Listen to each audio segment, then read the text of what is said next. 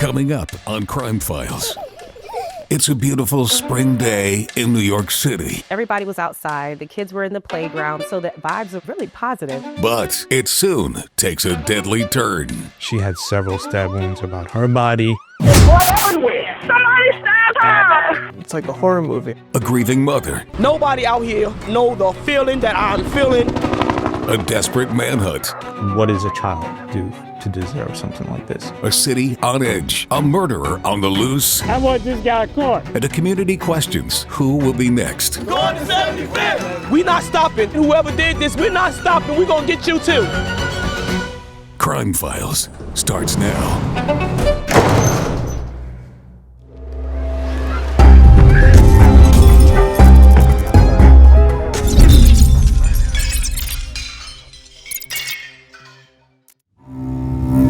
Central, be advised, the two victims have been removed already to Brookdale. We just have one individual that fell on the ground, possibly injured, possibly distressed. Central. We have a EMS unit on the scene tending to that person right now. June 1st, 2014. It's a warm Sunday afternoon in East New York, Brooklyn, and at the Boulevard housing developments, residents are enjoying the beautiful weather. It was a nice day out, and nobody wants to be cooped up inside their apartment, right? So they have courtyards, there's benches, there's playgrounds, and it was just a bunch of little kids having a good time. Best friends Prince Joshua Oviedo, better known as PJ, and Michaela Capers are playing outside, doing what kids do, having fun. PJ, at the time, was 6 years old. His mom, Erica, always talked about him loving Spider-Man. He was caring, extremely intelligent, personable, charming, and everything you would want in a son. Michaela was 7 years old, and they're elementary school kids. The family spoke about how loving she was towards PJ. So it was a really cute relationship the two of them had. This Sunday afternoon in June, the kids were in the playground, and at some point, kids get thirsty or they want to get a snack. And they decided to go up to PJ's apartment and get some ices. They went into the elevator. They were by themselves. Obviously, they didn't have any fear of going into the elevator. It's just something normal that all kids do. Then the elevator door closes, and what happens next is unimaginable. Hello, sir. This is 911. Where's the emergency? On the 4th floor, two residents find PJ Oviedo in the elevator in a pool of blood. Listen, a kid has been stabbed in the elevator. Just hurry up and get the man over here. Residents find Michaela outside of the building. Can I get an ambulance to Skankers? There's a little girl laying here bleeding. Somebody just stabbed her. Oh, don't make her cry, y'all. Please, just don't cry. Just, oh my God. Where is she, outside? She's laying here. Where, in front of the building? Yeah, in front of the building. Who stabbed her? How old are you? I don't know. I just woke up and she's laying here. Somebody stabbed her. Michaela's left with 16 stab wounds in her body, and she's literally crawling out of the elevator in a pool of her own blood. She is seen by bystanders to call for help, call 911. PJ is left in the elevator in his own blood. Kid, lifeless. The little girl was talking, she was on the ground, but the little boy, no, lifeless. Both PJ and Michaela are rushed to Brookdale Hospital. PJ succumbs to his 11 stab wounds and is pronounced dead. It's shocking to hear, but cops say that a little boy was stabbed to death right here on Shank Avenue. Our police sources also confirming that another child, a little 7-year-old girl, was also stabbed. This entire community was in tears and hugs after they found out this horrific news. Everybody's out because the word travels so fast. It's two kids, right? So everybody's coming out. It was chaos. I don't know why somebody would do that to a 6-year-old boy. My little son, my pride and joy, my life, my livelihood, my existence to live for is gone.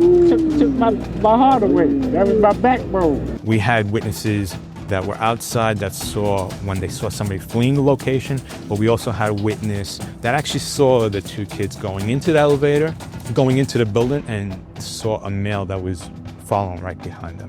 Witnesses had described the person who stabbed Michaela and PJ as this hulky, bearded man who was running away from the building after the attack. One of the witnesses who we felt probably could describe him the most was taken to do a sketch by the NYPD sketch artist. And so the sketch went out, and so folks were able to like see who it was, and that went out to the news. When calls of the stabbings come into the News 12 newsroom, reporters are immediately sent to the scene and are there as the story unfolds. NYPD choppers have been scouring the area as they search for a man in his 30s who ran off after the stabbing. As he ran out of the building, a few witnesses saw him trip and fall. Witnesses also tell police they saw something drop out of his pocket. Police frantically search the area, and they find what they believe is the murder weapon. It was basically a kitchen knife that you would get from any store, maybe like 8 inches altogether in size. But you could see that there was what appeared to be blood on the knife. That was our biggest break in our case. Michaela was being worked on by physicians at the hospital, and I was able to do a little brief interview of her. She had several stab wounds, so it was very brief, and we were able to get a story out of her as to what happened. She told us that her and PJ were going into the elevator. They were going to PJ's apartment to go get ices, and she was able to tell us that somebody else came into the elevator, and it's somebody else that she didn't know. A man was behind them, and they were all in the elevator together, PJ, Michaela, and this man. From what we understand, Michaela and PJ made a lot of noise that the person in the elevator didn't like. PJ was being a 6-year-old kid. She's 7, they're having fun. And from what we know, the attacker said, like, shut up. And then, according to Michaela, a knife came out. And they were both stabbed numerous times. I couldn't imagine, I don't think anybody can imagine what she was going through as a child at 7 years old. Michaela gives a gripping statement and describes her attacker. But soon after, her condition worsens, prompting doctors at Brookdale to transfer her to New York Presbyterian Hospital, where she has surgery for a collapsed lung. My baby is gone. My niece is on critical. Woo, we gotta find this man, y'all. It's like a horror movie. I mean, it's surreal. It really is difficult to believe that somebody could have done that. Then detectives discover a grim reality. There are no cameras in the building, which is a chronic issue at New York City's housing developments. And despite funding that was approved a year prior, no cameras were ever installed. And that delivers a devastating setback to the investigation. No interior cameras, no exterior cameras, no cameras in the elevator. So there was no footage of this crime. It's been a long road. We've been fighting a battle with these cameras, and it's sad that it had to come to this. Had the cameras been in from the get-go, we might still have our little black angel with us today.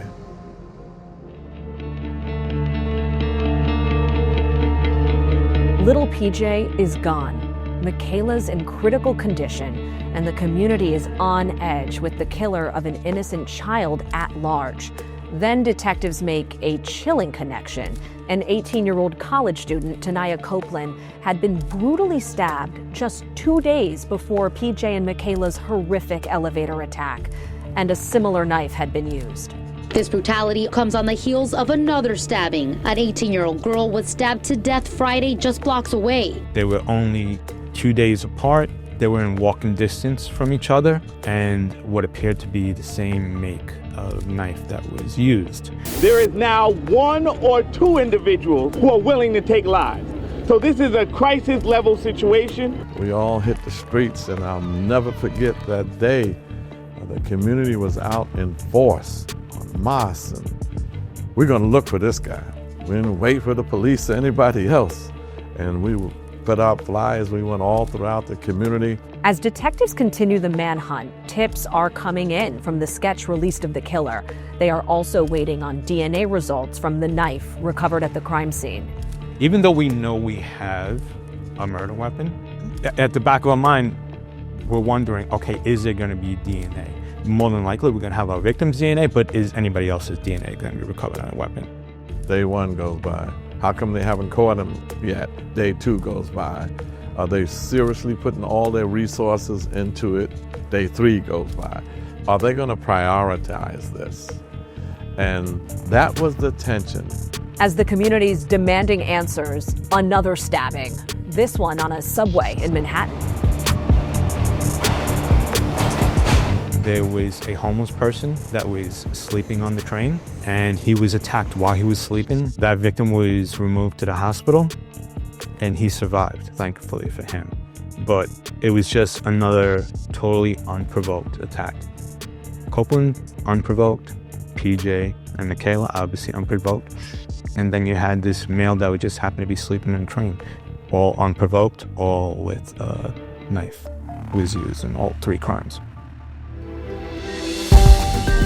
Coming up, the community prays for a young victim. 7-year-old Michaela Capers is currently fighting for her life in the hospital. And a madman is loose in a city on high alert. To have this guy still out there running around for a couple of days, that was very, very traumatic.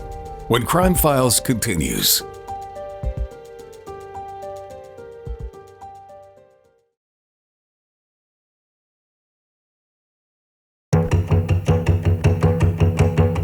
Balloons were released in memorial of 6-year-old Prince Joshua Avito. The innocent little boy was brutally stabbed to death in the elevator of this East New York apartment building on Sunday night. It's been 3 days since PJ and Michaela were attacked by an unknown assailant. PJ's family is grieving, while Michaela is still in the intensive care unit. Then, news detectives have been waiting for regarding DNA found on the knife at the crime scene. The biggest break in our case was on June 4th when we had a DNA match. They found the DNA from PJ, Michaela, and this gentleman named Daniel St. Hubert. The DNA on the knife was a match to a known felon in the New York City database. We found out that he was on parole. He was released from prison on May 23rd. This happens on June 1st, the incident. Daniel St. Hubert had a history of mental illness. He had a history of random violent attacks. He spent a 5-year prison sentence for attempting to kill his mother. And then while serving that sentence, he assaulted a corrections officer as well. Now that detectives know who he is, they have to figure out where he is. And that's when they get a lucky break. St. Hubert is scheduled to meet with his parole officer in Queens that very day. It was 4 carloads of us. 3 to 4 detectives every car, get out there. Got to parole, and the time comes, and he does not show up. While all of this is going on, there's an update on Michaela Capers' condition. Her surgery is a success, and she's on the mend. Michaela is a survivor, but she has a long road ahead of her. 7-year-old Michaela survived, but her great-grandmother says she has a whole lot of emotional and physical healing ahead of her.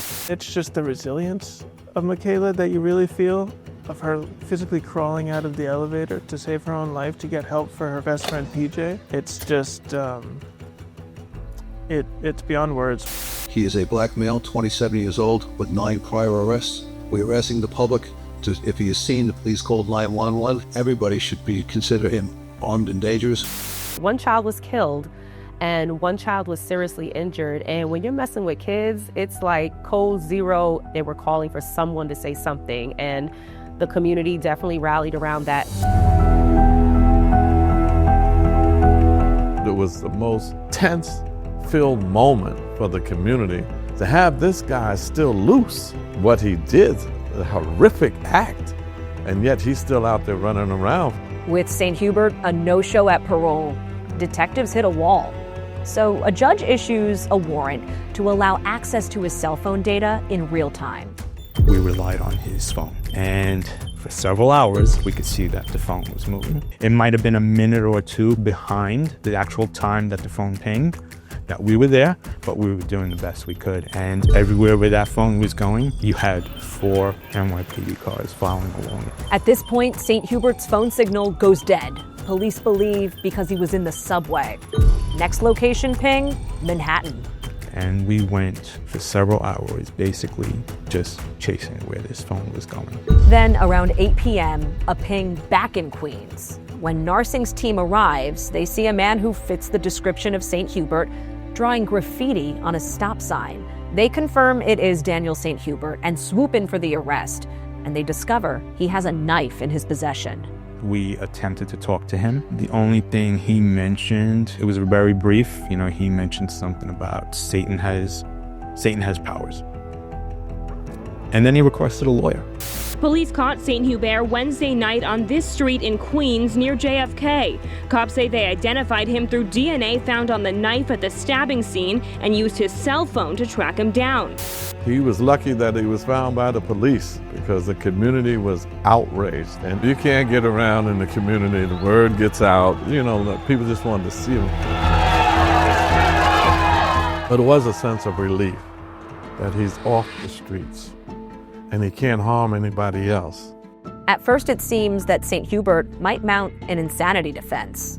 They had to have a psychiatric evaluation that was given to him. And it takes a lot of months of testing and questions in between times, so those years just passed on by. Eventually, a judge rules St. Hubert is fit to stand trial, and the prosecution believes they have a strong case. A murder weapon found at the crime scene, the 8-inch knife with St. Hubert's DNA on it, and witnesses who saw him going into the building and running out. St. Hubert's case, led by Brooklyn criminal defense attorney Howard Greenberg, tells the jury a very different story, that they have the wrong guy. The defense was that everything was essentially a lie, if you will. He repeatedly called DNA junk science. There were no reliable witnesses, there was no security footage. So this is not the man. Of course, it comes time for Michaela to identify St. Hubert in court, which became sort of a crux of Greenberg's cross-examination, who had painted Michaela throughout this trial as a pathological liar, saying she was not trustworthy. He got her to admit that she sometimes tells white lies. Consider her body language. When children are intending to lie, what do? They cover their faces with two hands.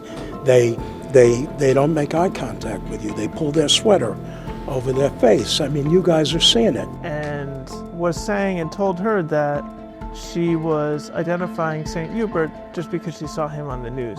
Her reality was told to her on TV. But 11-year-old Michaela stands her ground against the defense attorney's accusations. How dare he? Michaela is 11 years old. I'm 66. I don't even know who I talked to last week.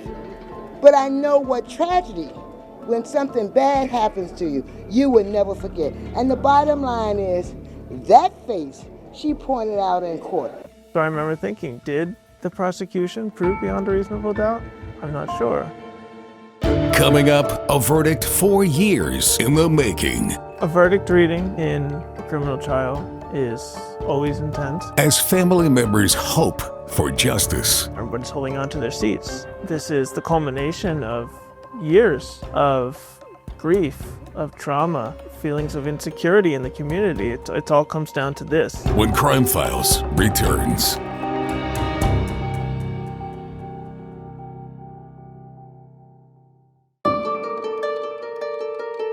Four years have passed since PJ Avito and Michaela Capers were brutally stabbed in an elevator, killing PJ and severely injuring Michaela.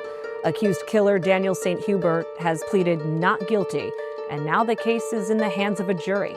The DNA says St. Hubert's DNA was on the murder weapon, but again, it comes back to that camera footage. There was no footage of the scene. There was no direct eyewitness of the crime. And so going into deliberations, the feeling was tense.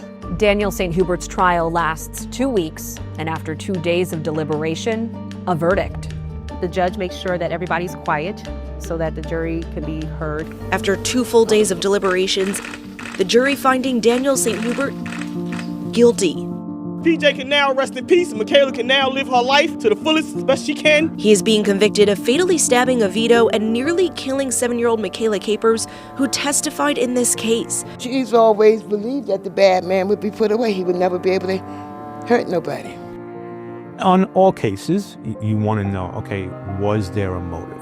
What happened? To this day, we still don't know why. I don't know. Nobody knows what was going through his mind. Daniel's presence in the courtroom was very quiet until sentencing day, when he did speak. I'm a good man and bad things are happening to me. The judge handed down the max sentence of 50 years to life in prison. Michaela saying it was hard to face St. Hubert, but something she knew she had to do.